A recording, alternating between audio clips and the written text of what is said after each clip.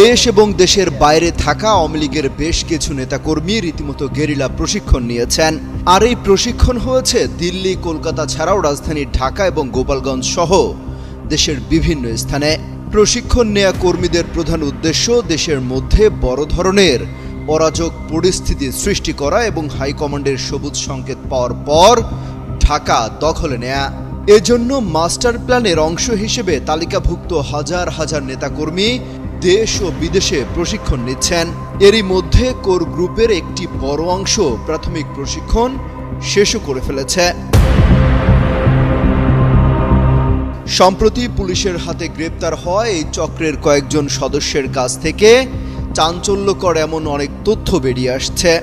সরকারের নির্ভরযোগ্য একাধিক সূত্র যুগান্তরকে বিষয়টি নিশ্চিত করেছে।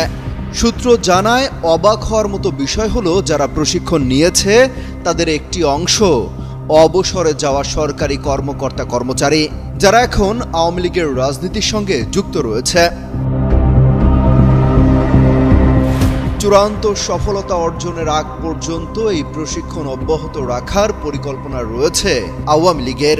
এরই অংশ হিসেবে ৮ জুলাই রাজধানীর একটি কনভেনশন হলে ৪০০ জনকে প্রশিক্ষণ দেওয়া হয়।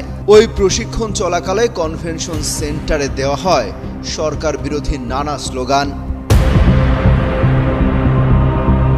সূত্র জানায়, কনভেনশন হলে প্রশিক্ষণের তথ্য পেয়ে ১৩ জুলাই রাজধানীর একটি আবাসিক এলাকায় অভিযান চালায় আইন প্রয়োগকারী সংস্থার বিভিন্ন ইউনিট।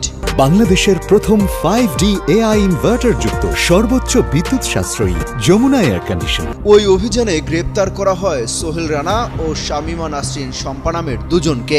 প্রশিক্ষণ কর্মসূচিতে কি ধরনের আলোচনা হয়েছে জানতে চাইলে নাম প্রকাশে অনিচ্ছুক সংশ্লিষ্ট সূত্র জানায়, গ্রেপ্তারকৃতরা এই বিষয়ে অনেক গুরুত্বপূর্ণ তথ্য দিয়েছে।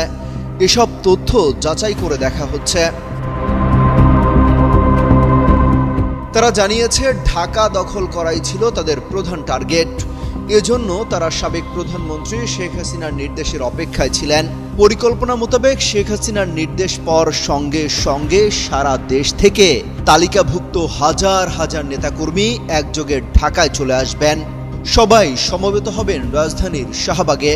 শাহবাগ মোড় দখল করে জনমনে আতঙ্ক তৈরি সহ জনগণকে জানান দেওয়া হবে যে আওয়ামী লীগের কয়েক লাখ লোক ঢাকা দখলে নিয়ে ফেলেছে।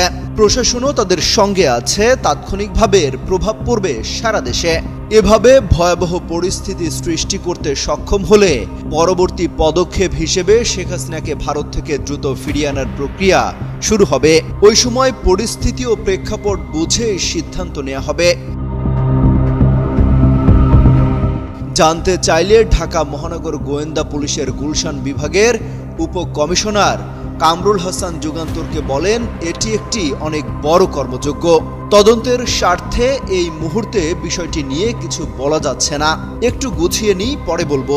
তিনি বলেন, এই ঘটনায় শুধু ডিবি নয়, আরও কয়েকটি সংস্থা কাজ করছে। অমিত হাসান রবিন, যুগান্তর নিউজ।